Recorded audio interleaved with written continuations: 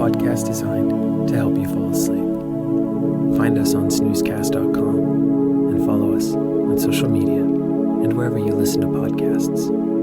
Our current goal is to get to 100 reviews on the Podcasts app to help as many new listeners find us as possible. If you haven't subscribed and written a review yet, please do. Thank you to everyone who's taken the time to do so already.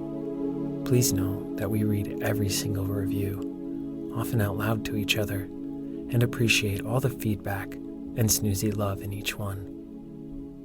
This episode is supported by Campfire Stories.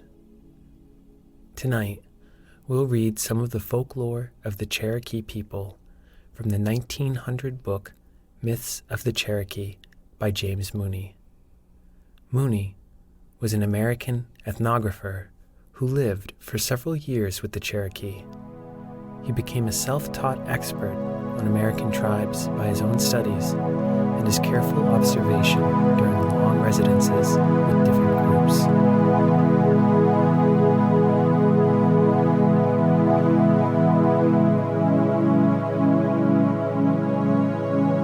Let's get cozy. Close your eyes. Relax your body into the softness of your bed. Now, take a few deep breaths. How the world was made. The earth is a great island floating in a sea of water, and suspended at each of the 4 cardinal points by a cord hanging down from the sky vault, which is of solid rock. When the world grows old and worn out, the people will die, and the cords will break, and let the earth sink down into the ocean, and all will be water again. When all was water, the animals were above, in Galunlati, beyond the arch, but it was very much crowded, and they were wanting more room. They wondered what was below the water, and at last, Beaver's grandchild, the little water beetle, offered to go and see if it could learn. It darted in every direction over the surface of the water, but could find no firm place to rest. Then it dived to the bottom and came up with some soft mud, which began to grow and spread on every side until it became the island, which we call Earth. It was afterward fastened to the sky with 4 cords, but no one remembers who did this. At first, the earth was flat and very soft and wet. The animals were anxious to get down and sent out different birds to see if it was yet dry. But they found no place to alight and came back again to Galunlati. At last it seemed to be time, and they sent out the buzzard and told him to go and make ready for them. This was the great buzzard, the father of all the buzzards we see now. He flew all over the earth, low down near the ground, and it was still soft. When he reached Cherokee country, he was very tired, and his wings began to flap and strike the ground, and wherever they struck the earth there was a valley, and where they turned up again there was a mountain. When the animals above saw this, they were afraid that the whole world would be mountains, so they called them back. But the Cherokee country remains full of mountains to this day. When the earth was dry and the animals came down, it was still dark. So they got the sun and set it in a track to go every day across the island from east to west. Just overhead, it was too hot this way, and the red crawfish had his shell scorched a bright red, so that his meat was spoiled, and the Cherokee do not eat it. The conjurers put the sun another hand breadth higher in the air, but it was still too hot. They raised it another time, and another, until it was 7 handbreadths high and just under the sky arch. Then it was right, and they left it so. This is why the conjurers call the highest place the 7th height, because it is 7 handbreadths above the earth. Every day the sun goes along under this arch and returns at night on the upper side to the starting place. There is another world under this, and it is like ours in everything: animals, plants, and people, save that the seasons are different. The streams that come down from the mountains are the trails by which we reach this underworld, and the springs at their heads are the doorways by which we enter it. But to do this, one must fast and go to water and have one of the underground people for a guide. We know that the seasons in the underworld are different from ours, because the water in the springs is always warmer in winter and cooler in summer than the outer air. When the animals and plants were first made, we do not know by whom, they were told to watch and keep awake for 7 nights, just as young men now fast and keep awake when they pray to their medicine. They tried to do this, and nearly all were awake through the first night. But the next night, several dropped off to sleep, and the third night, others were asleep, and then others, until, on the 7th night, of all the animals, only the owl, the panther, and 1 or 2 more were still awake. To these were given the power to see and go about in the dark, and to make prey of the birds and animals which must sleep at night. Of the trees, only the cedar, the pine, the spruce, the holly, and the laurel were awake to the end, and to them it was given to be always green, and to be greatest for medicine.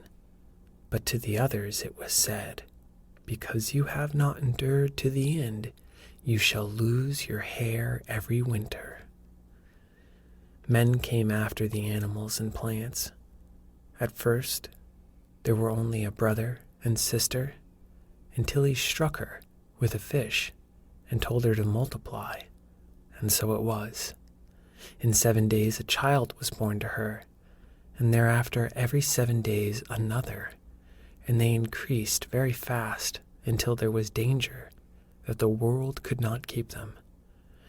Then it was made that a woman should have only 1 child in a year, and it has been so ever since. The first fire. In the beginning there was no fire, and the world was cold, until the thunders, who lived up in Galunlati, sent their lightning and put fire into the bottom of a hollow sycamore tree, which grew on an island. The animals knew it was there, because they could see the smoke coming out at the top, but they could not get to it on account of the water, so they held a council to decide what to do. This was a long time ago. Every animal that could fly or swim was anxious to go after the fire. The raven offered, and because he was so large and strong, they thought he could surely do the work. So he was sent first. He flew high and far across the water and alighted on the sycamore tree. But while he was wondering what to do next, the heat had scorched all his feathers black, and he was frightened and came back without the fire. The little screech owl volunteered to go and reached the place safely. But while he was looking down into the hollow tree, a blast of hot air came up and nearly burned out his eyes. He managed to fly home as best he could, but it was a long time before he could see well, and his eyes are red to this day. Then the hooting owl and the horned owl went, but by the time they got to the hollow tree, the fire was burning so fiercely that the smoke nearly blinded them, and the ashes carried up by the wind made white rings about their eyes. They had to come home again without the fire, but with all their rubbing, they were never able to get rid of the white rings. Now, no more of the birds would venture, and so the little snake, the black racer, said he would go through the water and bring back some fire. He swam across to the island and crawled through the grass to the tree and went in by a small hole at the bottom. The heat and smoke were too much for him, and after dodging about blindly over the hot ashes until he was almost on fire himself, he managed by good luck to get out again at the same hole, but his body had been scorched black, and he has ever since had the habit of darting and doubling on his track as if trying to escape from close quarters. He came back, and the great black snake, the climber, offered to go for fire. He swam over to the island and climbed up the tree on the outside, as the black snake always does. But when he put his head down into the hole, the smoke choked him so that he fell into the burning stump, and before he could climb out again, he was as black as the black racer. Now, they held another council, for still there was no fire, and the world was cold, but birds, snakes, and four-footed animals all had some excuse for not going, because they were all afraid to venture near the burning sycamore, until at last the water spider said she would go. This is not the water spider that looks like a mosquito, but the other one, with black downy hair and red stripes on her body. She can run on top of the water or dive to the bottom, so there would be no trouble to get over to the island. But the question was, how could she bring back the fire? "I'll manage that," said the water spider. So she spun a thread from her body and wove it into a tootsie bowl, which she fashioned on her back. Then she crossed over to the island and through the grass to where the fire was, still burning. She put one little coal of fire into her bowl and came back with it, and ever since we have had fire, and the water spider still keeps her bowl. The daughter of the sun. The sun lived on the other side of the sky vault, but her daughter lived in the middle of the sky, directly above the earth, and every day, as the sun was climbing along the sky arch to the west, she used to stop at her daughter's house for dinner. Now, the sun hated the people on the earth, because they could never look straight at her without screwing up their faces.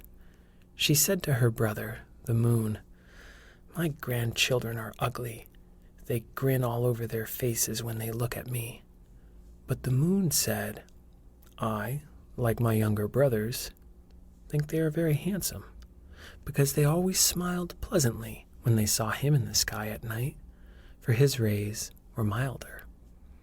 The sun was jealous and planned to kill all the people, so every day when she got near her daughter's house, she sent down such sultry rays that there was a great fever, and the people died by hundreds, until everyone had lost some friend, and there was fear that no one would be left. They went for help to the little men, who said the only way to save themselves was to kill the sun. The little men made medicine and changed 2 men to snakes, the spreading adder and the copperhead, and sent them to watch near the door of the daughter of the sun to bite the old sun when she came next day. They went together and hid near the house until the sun came. But when the spreading adder was about to spring, the bright light blinded him, and he could only spit out yellow slime, as he does to this day when he tries to bite. She called him a nasty thing, and went by into the house, and the copperhead crawled off without trying to do anything.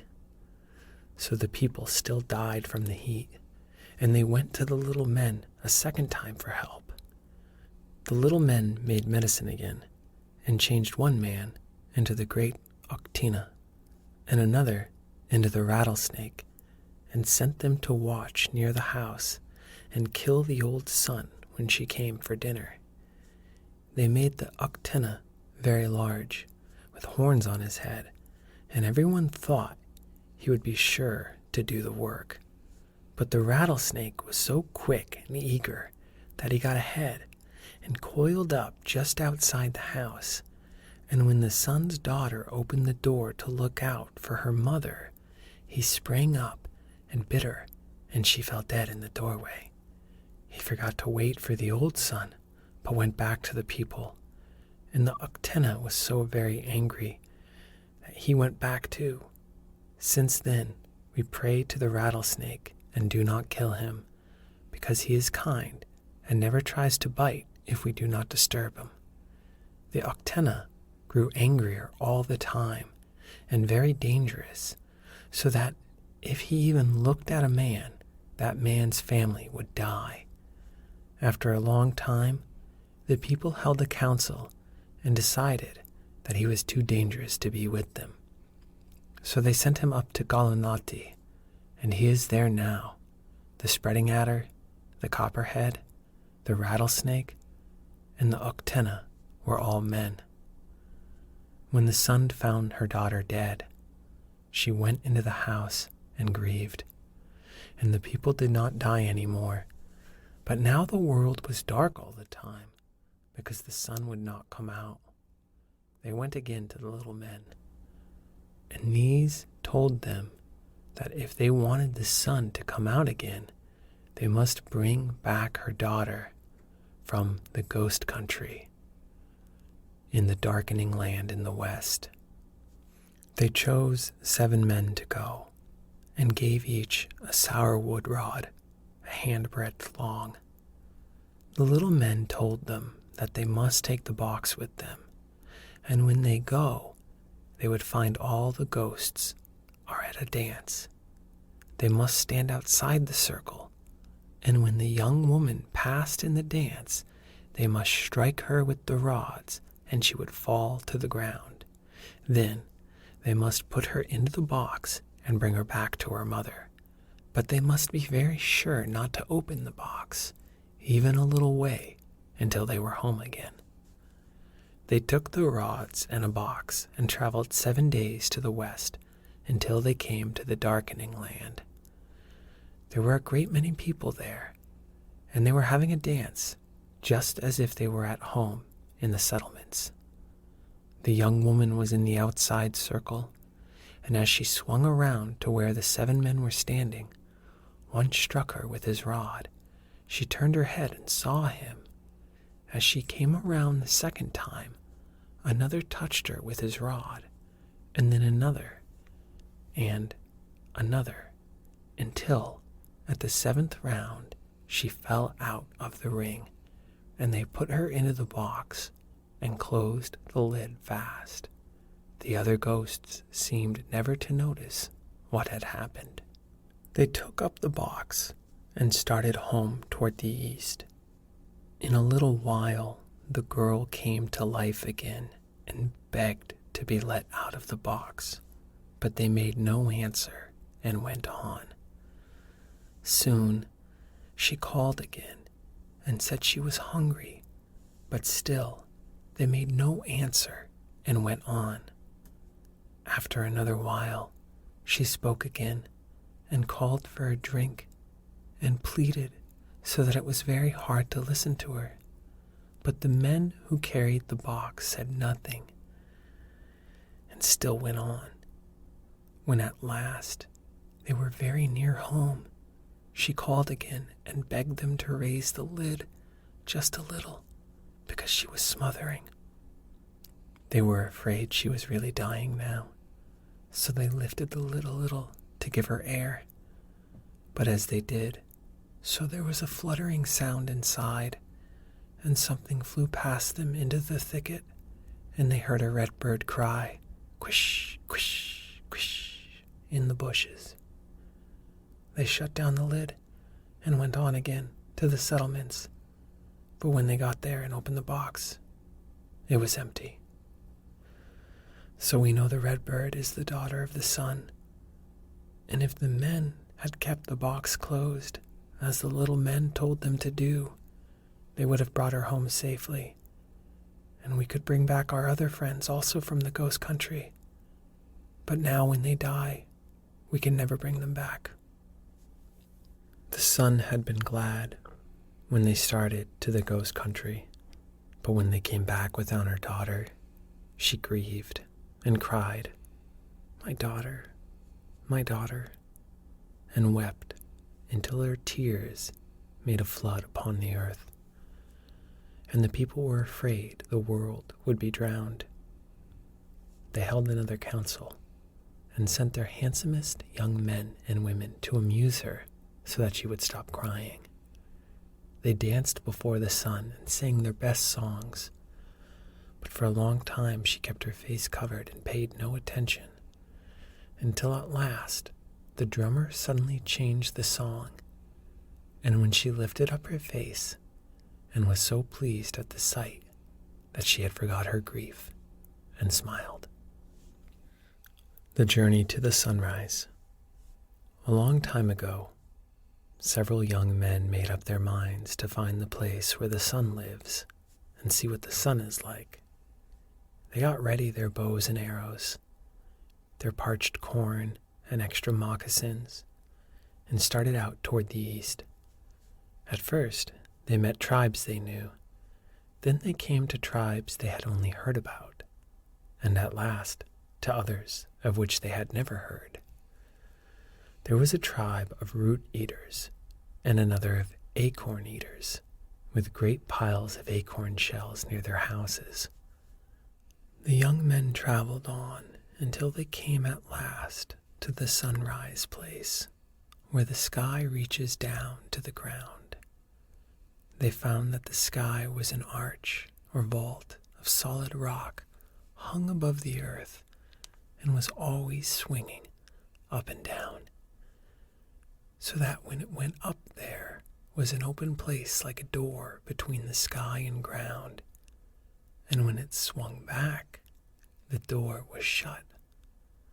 The sun came out of this door from the east and climbed along on the inside of the arch. It had a human figure, but was too bright for them to see clearly, and too hot to come very near. They waited until the sun had come out, and then tried to get through while the door was still open. But just as the first one was in the doorway, the rock came down. The other 6 were afraid to try it, and as they were now at the end of the world, they turned around and started back again. But they had traveled so far that they were old men when they reached home.